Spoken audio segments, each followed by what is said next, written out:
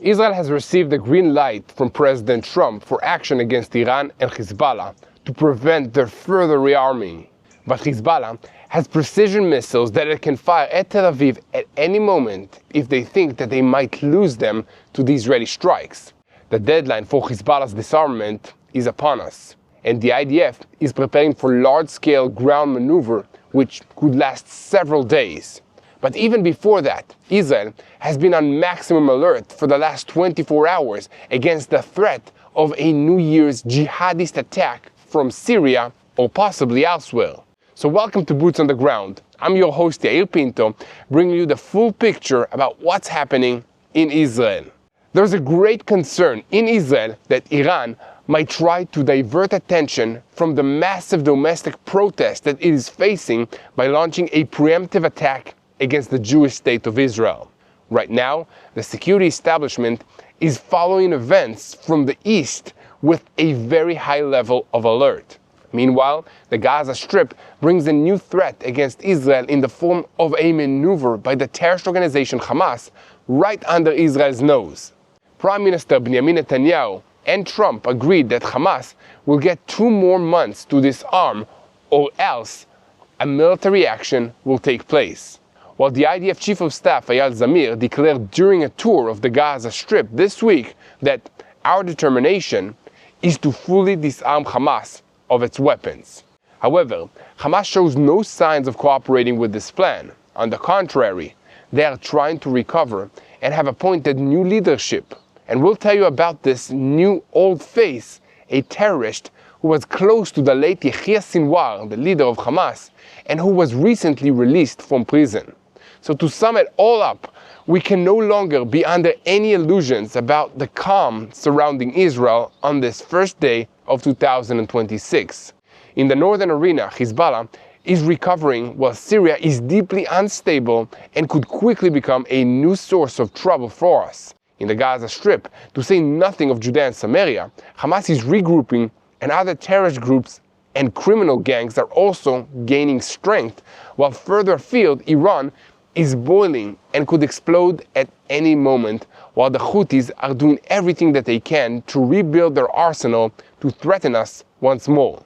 So, is an all-out attack from all fronts against Israel the last resort for Iran's Revolutionary Guards to avoid collapsing? From the Islamic Republic, more and more documentation is coming in of protests, escalation in the riots in Iran, including casualties amongst the Iranian Revolutionary Guards forces, but the regime is still far from collapsing. So today, in honor of the start of the new year, we will go over all the threats hovering over Israel right now. We obviously have a lot to talk about today, so let's dive into the details. I'm Yair Pinto, and this is your Boots on the Ground report, bringing you the full truth about what's happening in Israel on day 818 of the war against Hamas, Hezbollah, the Houthis in Yemen, the Shia militias in Iraq, and all the other armed groups in this region that are operating under the orders of Iran's Revolutionary Guards, which is the head of the crumbling axis of evil in the Middle East. A moment before we start, if you want to support the truth and help spread all across the world what's happening in Israel, it's easy. Share this content with as many people as possible. Click the like, click the subscribe, so that you never miss another episode of Boots on the Ground. The new year, 2026, is supposed to be the first in 3 years in which Israel is not in a state of war. It's a hopeful idea, but I'm afraid it's not very realistic. The quiet that exists now, achieved at the price of over 2,000 soldiers and civilians, male and female, along with billions of dollars that we've had to spend on this war and on damage that we've sustained to our communities and infrastructure, may be just the beginning of the story. In the north, in the south, and across the sea, the winds of war are still felt. Hezbollah has not yet disarmed, and it is loudly declaring that it has no intention of doing so. Hamas is not ready to disarm either. In Iran, the IRGC, the Islamic Revolutionary Guards Corps, is preparing intensely for the next campaign against Israel, meant to avenge the humiliating defeat that they suffered last June. Iran has been pursuing a pointless, unnecessary, and frankly, insane policy of hostility against Israel for decades now, ignoring all other priorities, including keeping its own national infrastructure maintained, the stuff that people need to live their lives, like roads and electricity and water. And the results are obvious to anyone who has eyes to see and ears to hear. It's getting worn out and running out of everything it needs to exist as a viable entity, including the basic necessities of life, like clean air to breathe, water to drink, and electricity, like I said. And at the same time, this winter has seen a catastrophic devaluation of the real currency, making ordinary commerce impossible. So the Iranian street is exploding as ordinary citizens who feel like they've got nothing left to lose are ready to face the risk of severe violence from the security services in order to try and get a better life for themselves with a new regime. In other words, the Ayatollah regime has its backs to the wall, but the question that troubles Israel's security establishment is whether, as an act of desperation, the regime will try to launch a missile attack towards Israel to try to break out of its international isolation and internal problems. Right now, the security establishment is following events in Iran and Iranian readiness for a surprise attack towards Israel with a very high level of vigilance. To put it crudely, Iran is caught between missile production and street protests, and it could be on the verge of a mistake that will ignite a regional confrontation. As I'm sure that you've heard, while Iran is trying to quietly rebuild the missile arrays and the military capabilities that were severely damaged last summer, waves of protests are expanding in the streets of Tehran and other major cities all across Iran. The demonstrations have spread to universities and to commercial centers and have included violent clashes with riot police.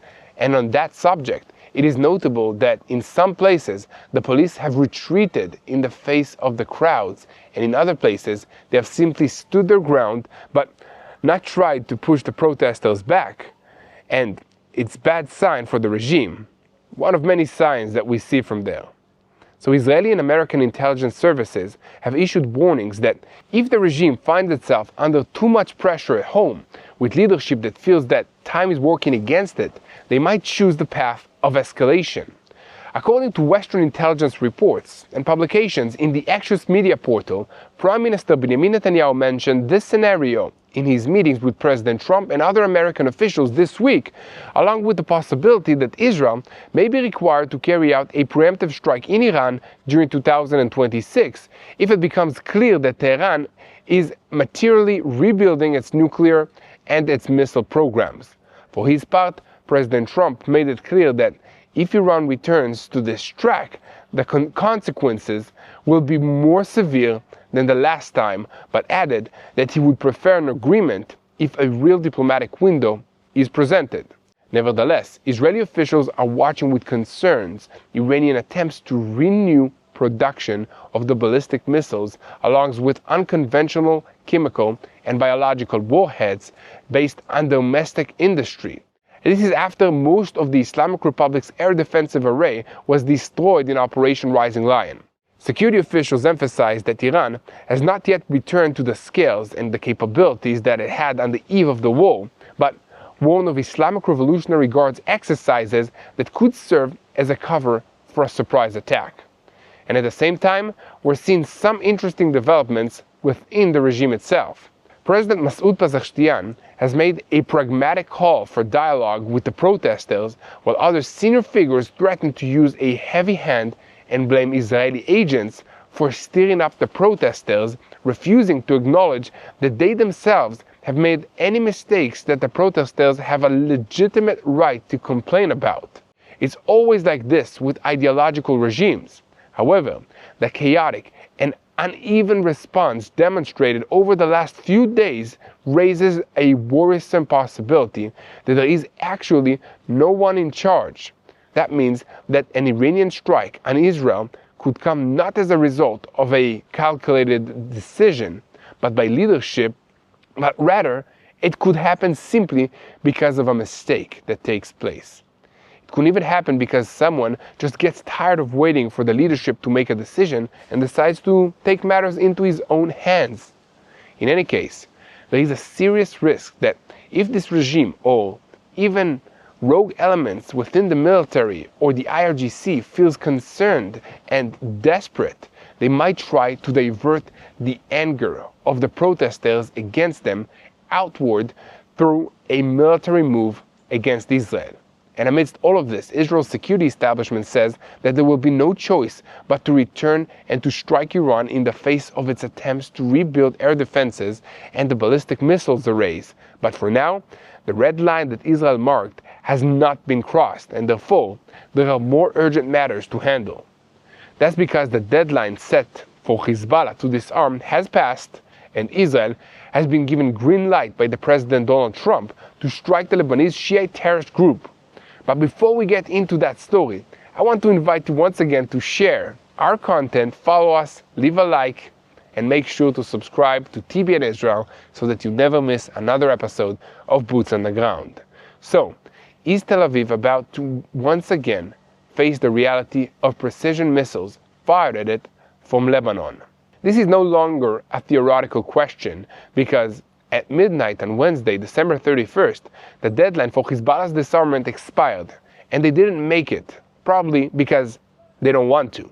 Now, in the space created between the ultimatum and reality, that same dangerous formula is being rebuilt. A terrorist organization armed to the teeth, a weak government that is afraid to act, an Iranian sponsor which is financing the rebuilding of Hezbollah, and the IDF that drills day after day for a scenario of several days of fighting inside Lebanon. On paper, it was clear what was supposed to happen, but didn't. The Lebanese army was supposed to disarm Hezbollah, at least south of the Litani River, closer to the border with Israel. In practice, according to the reports, the Lebanese government intends to soon declare the end of the operation in the south and announce that it will not expand it northward.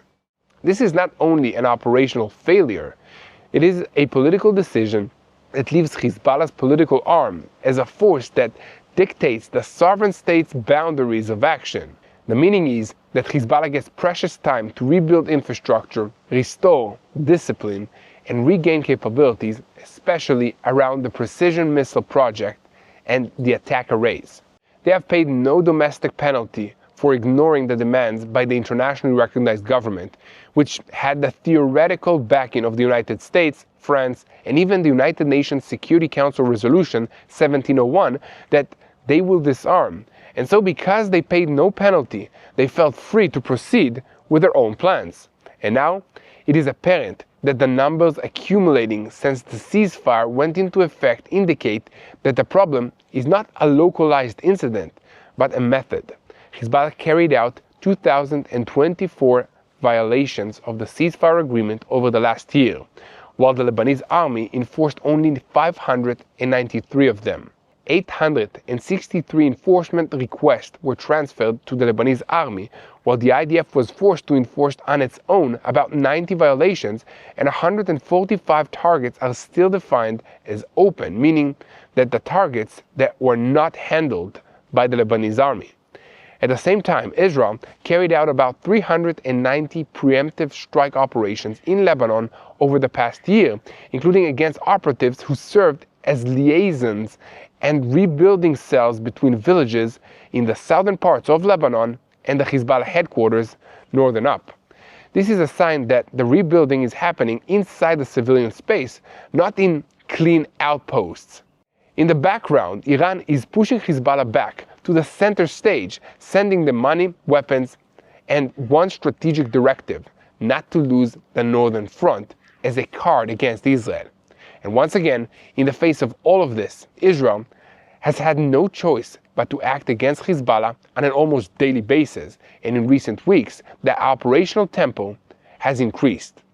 The Air Force has been operating in recent weeks against training hubs of the Radwan forces, and any suspicion of approach to the line of contact between Israel and Hezbollah is attacked immediately. And here the political dimension is also relevant. as according to the Access report, President Trump has made it clear to Netanyahu that the United States will not stop Israel if the Lebanese army does not disarm Hezbollah, and even demanded full disarmament. It sounds like a green light for Israel, but it's also a warning for Lebanon that if it does not do the job, Israel will do it for them, and the price may be heavier for Lebanon itself. For now, there is an operational pause, while on the one hand, Hezbollah is at a relatively operational low, and its response to Israeli actions may be limited, while on the other hand, time works in its favor if hesitation in Beirut continues. In the IDF, they are already talking about preparing for several days of fighting with the possibility of expanding the target bank beyond the southern border, close to the border with Israel, and also including areas that Israel has avoided striking since the ceasefire because of civilian sensitivity. And the question that is hovering over everyone is, does the Lebanese government understand that its delay does not prevent war, but only brings it closer to the moment when Israel decides it has nothing left to lose? And here, at TBN Israel, we will continue to bring you the full truth. And before we continue to the news about what Hamas is planning next in Gaza and also in Jenin in Judea and Samaria, we'll move next door to the other big issue in the northern arena, and that is the reemergence of ISIS in Syria. So before we move on, I just want to call on you to help spread the truth. Hit that subscribe button. I also want to talk to you for just a moment about one of our partners for today's video, because the holidays can be overwhelming, and for many Israelis, it's still about balancing reserve duty, work, and family. You come home, you take off your uniform, and life doesn't slow down. I know that feeling. I've come back from reserves trying to be present at home, catch up at work, and still feeling completely drained. So as this new year begins, I made a decision, a New Year's resolution, not to do more, but to take better care of my health so that I can actually show up for the people who depend on me 100%. And that's a decision that any of us can make going into the new year. And that's why I'm continuing to use Vinia. It's an Israeli supplement made from red grape cells that helps support healthy blood flow to the heart, the brain, and the muscles. For me, that means better focus, steadier energy, and fewer days of feeling foggy or burnt out. So I started using Vinia during my mobilization in reserves into the Gaza Strip in 2023, and I'm still taking it today. So if you're thinking about the New Year's resolution that you can actually keep, taking care of your health is a good place to start. So you can learn more at tbnisrael.com. Or you can also call 800-638-1944. Again, it's Vinia, tbnisrael.com, or call 800-638-1944. And now, we're getting back into the news because in Syria, a window of danger has reopened that greatly worries Israel's security establishment, while eyes are turned to Lebanon and Hezbollah, jihadist organizations, some of them ISIS affiliates, and some ideological imitators are returning to operate with big force. The concern in Jerusalem is not only from continued internal violence and instability inside Syria, but from terror spilling outwards through less expected routes, possibly including the Jordanian border, open desert areas, and corridors that in the past were considered relatively marginal. For instance, the attack in Tadmor, Syria on December 13, in which 3 Americans lost their lives, marked a turning point. Shortly after that came the attack in Homs, in an active Shiite mosque with 8 fatalities and dozens of wounded. The claim of responsibility by Syria Ansar el-Sunnah, which is an organization with extreme jihadist ideology and harsh sectarian discourse against Alawites, made clear that this is a new organized wave of terrorism that knows how to operate beneath the security radar of the transitional government in Damascus. For Israel, this is a clear indication of deep breaches in the Syrian security mechanisms. If this is the best that al-Julani regime can do, then it's unwise to continue counting on this regime to keep things stable in Syria. On that note, there are large-scale street protests in the Alawite heartland, including the cities of Latakia, Tartus, and Hama, which have escalated into armed violence, and these flare-ups expose a dangerous internal struggle between supporters of the previous regime and the armed Alawite elements and supporters of the El Julani regime. The results of this will be chronic instability, essentially making Syria an ungoverned space, which fits exactly the interests of Iran and the proxy elements seeking to re-establish themselves in Syria. Here the regional dimension also enters. In Jerusalem, there is special concern about the Jordanian-Syrian space, a long, almost completely unmarked desert border that is hard to seal hermetically. The assessment is that jihadist organizations will try to exploit this area for smuggling weapons, infiltrating cells, or creating terrorist infrastructures that will threaten both Israel and Jordan. Therefore, in the IDF and the Shin Bet, a dedicated preparedness is being carried out that includes increased intelligence collection, cooperation with Jordan, and also strengthening rapid response capabilities for any scenario of infiltration or a cross-border attack. And in the background of all of this stands diplomacy as well. In the Trump-Netanyahu meeting this week, a complex message was conveyed. El Julani is not Assad, and he is perceived in Washington as a figure who may, under certain conditions, stabilize Syria. But at the same time, the message to Israel is clear. Diplomatic support is not blind. As long as Damascus does not actually control territory and does not succeed in restraining jihadist terror, Israel retains full freedom of security action. The bottom line is that in 2026, the beginning of this year, Syria is everyone's problem because this arena is filled with terror, sectarian struggles, and regional interests, and they all meet. And from it, the next threat could come from the places where it was least expected. Now, we're shifting our focus to our most long-standing arena, the war with the terrorist organization, Hamas. But first, I want to once again invite you to press that subscribe button so that you remain tuned to the truth in real time and never miss another episode of Boots on the Ground. Let's continue. In the Gaza Strip, the war no longer looks like one big major maneuver, but more like a systematic dismantling wall, layer after layer. On the ground, the IDF continues to operate along with is now called the Yellow Line, which separates the Israeli control of Gaza and the Hamas control of Gaza. A new security strip with one goal, that there will no longer be a reality in which Hamas sits on the fence quietly, recovers, and waits for the next round. IDF Chief of Staff Lieutenant General Eyal Zamir defined this line as a new borderline, both a forward defensive line for communities and also a base for rapid transition to attack. And then come the small proofs from the ground which tell a completely different story, the reality. For instance, there was a discovery of a loaded rocket launcher ready for launch in Beit Hanun, with 5 rockets prepared. This is not only another tactical seizure, but a signature of a method, as Hamas is trying to preserve firing capabilities even under ceasefires and restrictions through the old means that are hidden, launched quickly, and disappear back into an underground or a civilian infrastructure. This demonstrates many things, amongst them the fact that Hamas is trying to make a transition from the model of state-like military governance to an underground guerrilla model. This is designed less to allow it to fight against Israel head-on, and more to allow it to simply survive.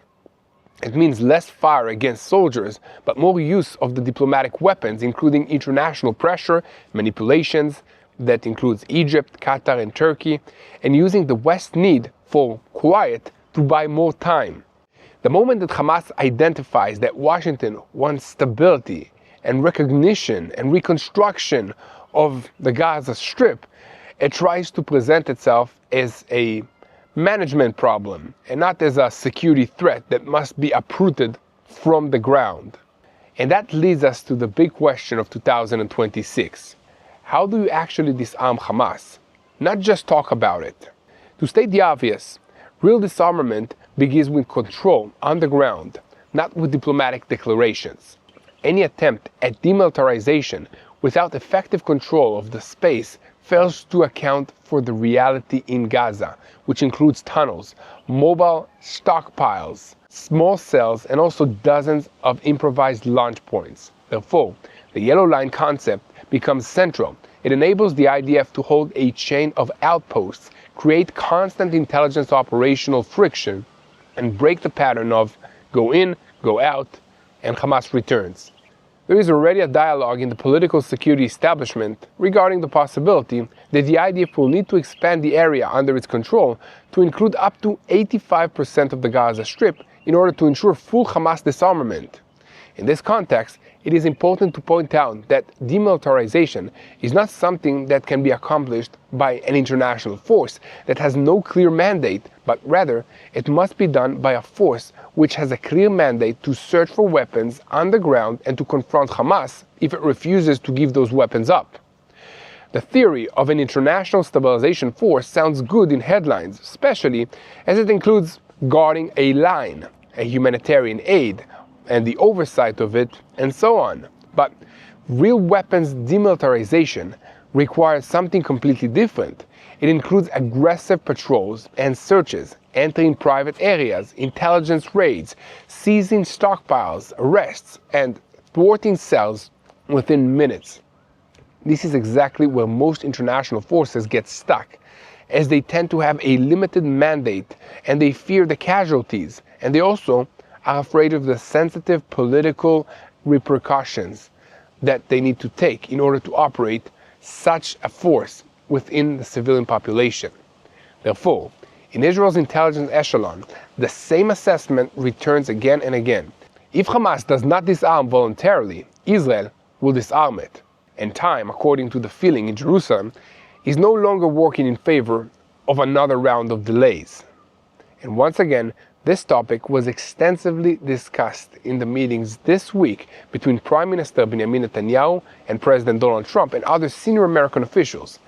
The narrative that emerged from these meetings includes, on the one hand, an American desire to stabilize and to move towards reconstruction, and on the other hand, an understanding that Hamas uses exactly that desire to buy more time.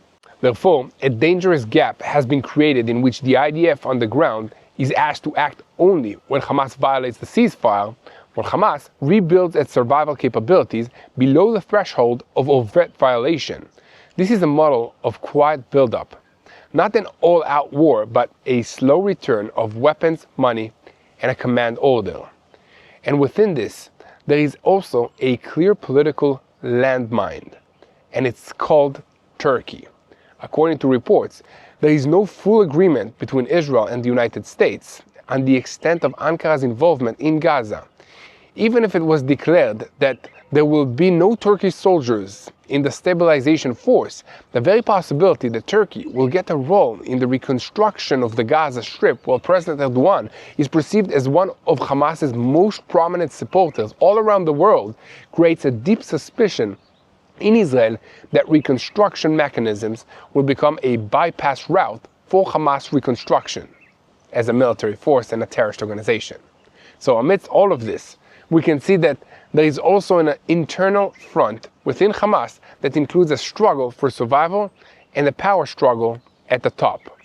Alongside the military pressure, Hamas is busy rebuilding leadership with temporary appointments, replacing the wounded, and the power struggle between the different interests outside and inside the Gaza Strip, and an attempt to produce an appearance of an organizational order. This is not a gossip deal. It is an indication of weakness within the Hamas terrorist organization.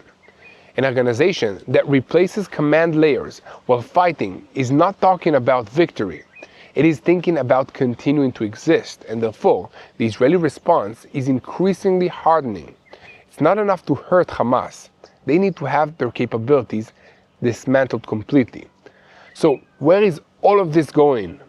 The coming year may become a year in which Gaza is decided not by one declaration, but by an accumulation of small decisions, including the construction of another outpost on the line, another tunnel network that will be exposed, another launcher that will be seized moments before firing, and another layer of leadership that will be replaced. If the diplomatic moves give the idea freedom of action to deepen its control and to block the reconstruction, the Hamas disarmament can turn from theory into actually a real process, but it will take time. And if not, Hamas will continue trying the same formula, faking quiet outside while quietly building itself up inside the Gaza Strip. In other words, it's impossible to know for sure what will happen next in Gaza, but there is one thing that you can absolutely be sure of. Here at TBN Israel, we will continue to report on all those issues, so keep spreading the truth. And don't forget to hit that subscribe button so that you never miss another episode of Boots on the Ground. And now, there's one more front that we have to talk about in the context of the threats that Israel is facing in this new year of 2026. And that's the renewal of ballistic missiles and also drone strikes from the Houthis in Yemen. The message coming out of Yemen in recent days is sharp. The Houthis are prepared for the next round against Israel as if it is just around the corner. In a speech quoted in Arab media, their leader, Abdel Malek al-Houthi, warned that the next confrontation is certain and called on his people for constant readiness activities all across the board. He also claimed that Israel is acting with American support and with partnership from America towards additional escalation rounds, implying that the Houthis have no choice but to defend themselves against these measures. Of course, they do have a choice. They could stop threatening Israel and try instead to do something positive and productive to improve the lives of the people of Yemen, but that never was their priority, so here we go again. The Houthi preparations are not only rhetoric. According to regional reports, the organization is undergoing a reorganization aimed at maintaining ballistic missile launch capabilities and deterrence even under pressure, while at the same time managing an internal struggle over the strategic direction. There is apparently a disagreement over the path of continued full reliance on Tehran, or an attempt to expand regional independence and act more aggressively even when the Iranians are cautious and taking it slow. And in the background, the Houthis are gaining time and also breathing space from cracks in the camp against them. The rift between Saudi Arabia and the United Arab Emirates regarding what steps to take in southern Yemen, and the separatist forces that they are splitting the containment effort, and they reduce the chance of applying concentrated pressure that would actually push the Houthis back in a short term. From their perspective, the more the rivals are busy with fighting each other, the easier it is to maintain control in the north and to continue threatening international shipping routes. And opposite that, Israel is building a Red Sea arc, whose goal is to choke Houthi buildup and close the maneuvering spaces. Israel's recognition of Somaliland and the international discussion that aroused around it signal a desire to deepen a hold along the corridors that lead to Bab el-Mandab Straits, the strategic choke point where the Houthis can turn one missile into a global event. There is still a lot ahead of us regarding what's going to happen in Somaliland, but we'll save that for other reports. For now, I want to call on you to pray for the situation, because this is a spiritual war, and we need all the prayers that we can get to start this year off right. Let's pray for 2026 to be a year of peace. Let's pray for wisdom to our leaders, to your leaders. Let's pray for victory over all of these terrorist organizations and terrorist regimes. Let's pray for freedom for the Iranian people, that they'll have a better future than what they have currently. Let's pray for the people of Gaza, for the people of Lebanon, for the people of Syria. Let's pray for all our enemies not to succeed in their plans to destroy us, but to have supernatural love for the Jewish people, the people of Israel, and above all, for God. Let's pray for the peace of Jerusalem. So this is what I would like to do once we have peace in this region. We can do a barbecue cooking show from Israel. And I would like to wish all of you an amazing new year. Keep praying for the peace of Jerusalem, From me and the entire TBN Israel team, keep praying for the peace of Jerusalem.